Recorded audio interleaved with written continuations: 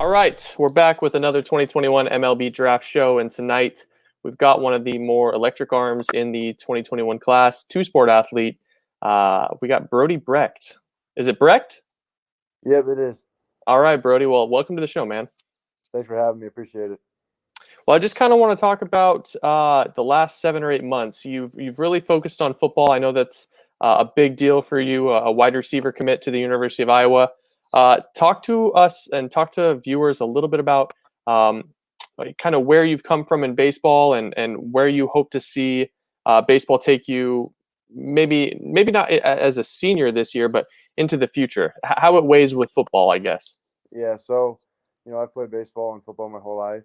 I would say I was, just wanting to play football. I thought that was, my only route. Up until kind of my sophomore year in baseball, I could see that my numbers were kind of getting up there a little bit in like the low 90s, and then my junior year came around, and I was just kind of focused on football at that point too. But I hit 98, and then, all this buzz, started happening, and, I kind of realized that, baseball, I might even have a better shot at it too. So, I should probably stick with that.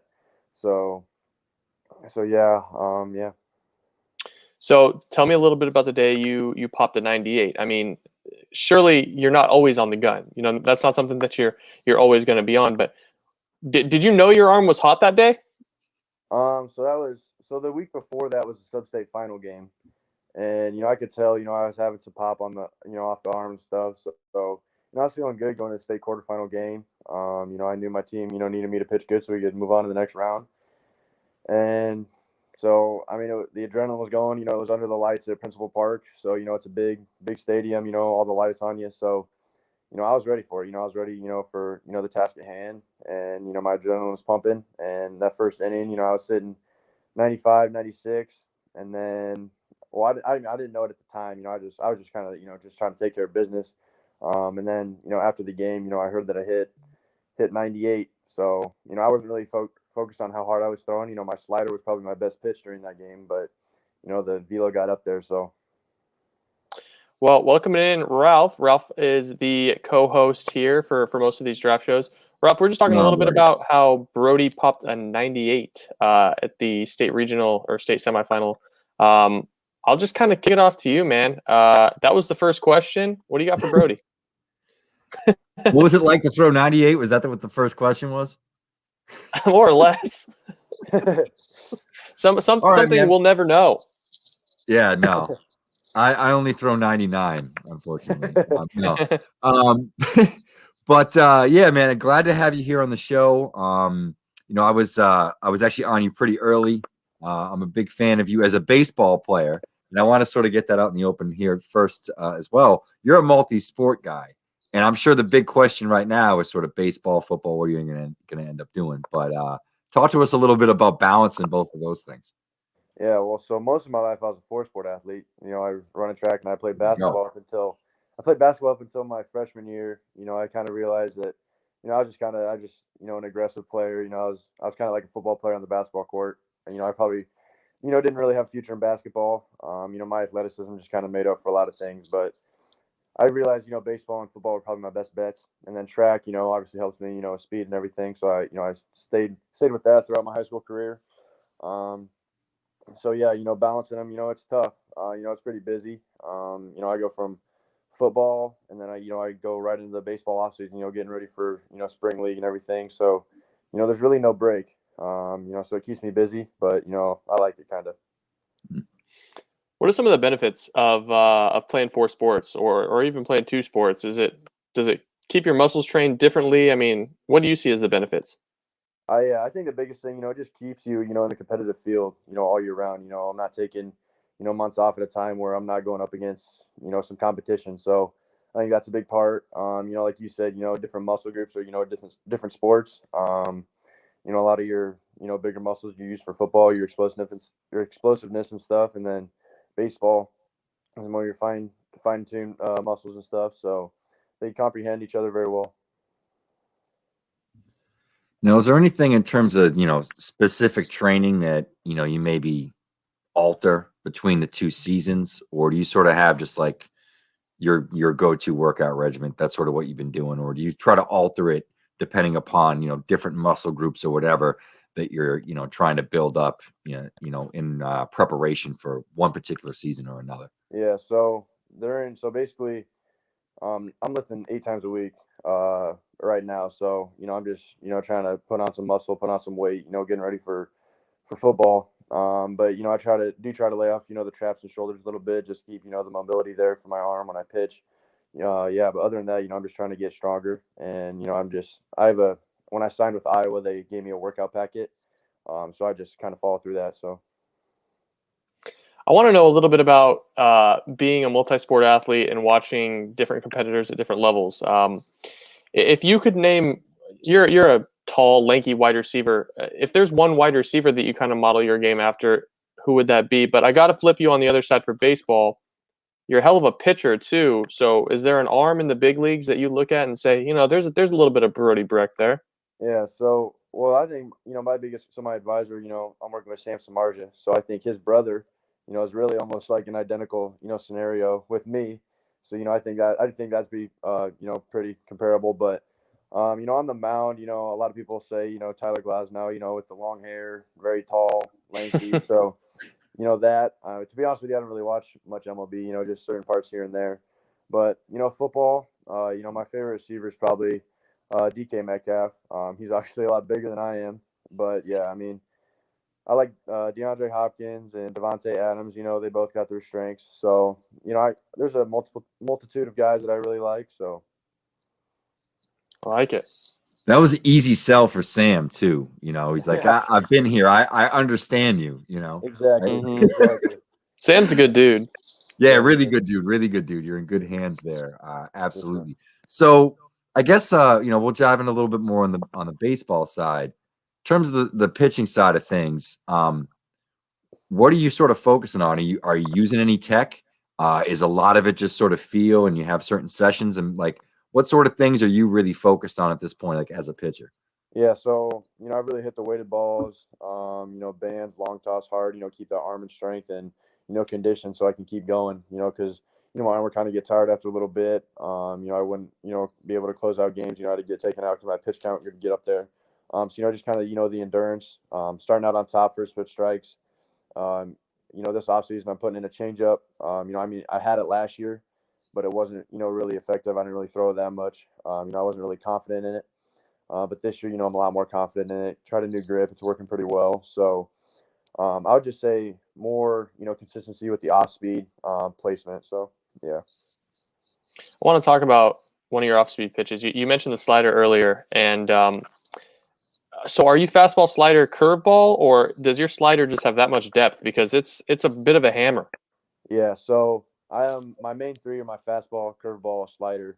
Okay. Like I said, this year I'll add my changeup. I've been kind of working on a two seam, but I'm not too worried about it. It's but yeah, no, my slider. I started throwing that last year, or going into the off season last year. I needed a third pitch really, and the changeup wasn't doing it. So my slider and my curveball are different because my curveball is more of a 12-6, so it drops, and then my slider is kind of the one that goes across. So, and I think what helps me with my slider is this. I throw it pretty hard, and it bites really quick right at the end. So I think that's what kind of sets it apart. Sure. And I was just gonna piggyback on that if I could, Joe. In terms of your mentality and how you sequence sort of between those two breaking balls, like what's situationally what causes you to throw one versus the other? It kind of depends on the hitter. And what I've seen from the previous at bats, sometimes if I hang a curveball in there, and they're, and they pull it foul, hard hit, I'm just gonna put the slider away. Or so yeah, I've been trying to do it, better like timing up my pitches, bouncing them off each other. But at the high school level, really, I mean, not that there's not good hitters, because there is, but you just need to it's not as important as it in high school as it is in the MLB, reading your hitters and stuff like that. So I'm definitely trying to work on that. Now, you're going to be going to the University of Iowa, and you're going to be playing two sports. You're going to play football, of course, highly sought wide receiver, but also you're going to play some baseball over there. How are you looking to grow as a pitcher when you get on campus? I guess I know that you're so heavily recruited in football, but is there a pitch that the baseball program has made to you that kind of resonated with you? Yeah, so the people that have watched me play baseball, they would probably say that I'm better at baseball than I am at football. Just because my ceiling, is pretty high for a pitcher. So I think that's was a big thing for the baseball staff. They're just like, hey man, like I know you love football. I know that's your thing, but I mean, listen, you can make some serious money. Being a pitcher. In the MLB. So that's when I was kind of like, okay, I should probably give this a shot. And I would agree with them that my ceiling is pretty high in baseball. So yeah. So in They're terms not of wrong. yeah, I was gonna say you're right. You're right. I want you to be a pitcher, but so I guess talk to me a little bit about we talked about who you are now. Where are you trying to get to in terms of like how do you sort of view yourself 5 years? A corny question, but like really in terms of like when you hit, you're ready for the major leagues or whatever. What's that pitcher going to look like in your mind if you sort of achieve the goals that you want to achieve and have set out for yourself? Yeah. So I've always been, I've always had big dreams. A lot of people would tell me, oh, you can't, you're not going to go play D1. You're too skinny or whatever. So I got in the weight room. I put on a lot of weight. Look where I am now. So I like to set my dreams high. I don't like anybody, or I don't like, to have anybody tell me my dreams are too big.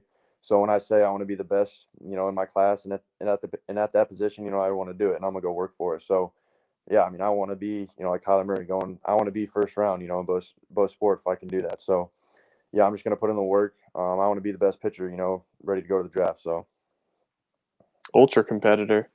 yeah, Well, hey man, I've only got one more question for you on the baseball side. I'll kick it over to Ralph after this, but you got a really big year ahead of you. You've got obviously getting bigger, stronger for football, but you're also revving up a little bit for the 2021 MLB draft. It'll be your first eligible year. Kind of what's gonna make the difference for you in deciding football or baseball? And I guess you have two shots at this because you can choose baseball or football 3 years from now, but you might also have to make that decision now. How are you going into that? yeah. I think the biggest thing right now is that I have leverage. Um, that's what a lot of people have been telling me, because I'm going to play two sports at college, instead of just baseball. So I have a lot of leverage there in negotiating some deals or whatever. Um, but yeah, I mean, it'll be tough. I'm leaning toward, like I said earlier, I'm leaning towards football right now. But I mean, it's definitely something to think about. I just need to see, how this spring, how this summer goes with me on the baseball mound, and if I've made a lot of improvements from last year, and if my performance has been better, that I have a legitimate shot, at being successful. Because, I mean, football is my first love. That's what I want to do. So if I were to throw that away, I would have to, be pretty, sure that I can make this work. So yeah. Smart. Yeah, makes sense, man. 100%. Well, sort of in that vein, and we'll sort of wrap it up here. What are between the two sports, or even throwing track there as well? What are sort of those high points, at least up to this point, in terms of your amateur career? Between all like what are the moments that sort of stick out to you? Because I know, at least for myself, much less ballyhooed, but there's always like moments I feel like that I still remember even like 20 years down the line with Yeah. gray in my beard. So, well, this last year football, we won the state championship. So last year we lost in the playoffs in the second round, and this year our senior year, we were able to take care of business and bring home that state trophy. So that was that's obviously the biggest moment of my career. But then there's like these other games, like we have this kid's named Jack Downing. He's special needs, and we were able to suit him up for a game, and he scored a touchdown. So that was really cool. I'll never forget that. Just like just the brotherhood, that we've built throughout these years. Like I've been playing with these guys, ever since we could walk. We've been on the same travel baseball team since we were in kindergarten. So, I'm really close with all these guys, and our quarterback, he's going to Central Michigan to play football and baseball. My next door neighbor, my best friend, he's going to Iowa to pitch as well. So, it's all just coming to full swing. So I'm just really blessed, to have had the career I've had. So That was an awesome answer, man. I don't think I Man, think that's the perfect time. 15 minutes on the dot. That's like the perfect time to wrap up the interview. blue chip. Yeah, exactly. Brody, much appreciated, man. Thanks for jumping on. Whether you go into the draft, or whether you're a two-sport guy at Iowa, man, we're going to be rooting for you and pulling for you. So best of luck. I appreciate it. Thank you. All right, man.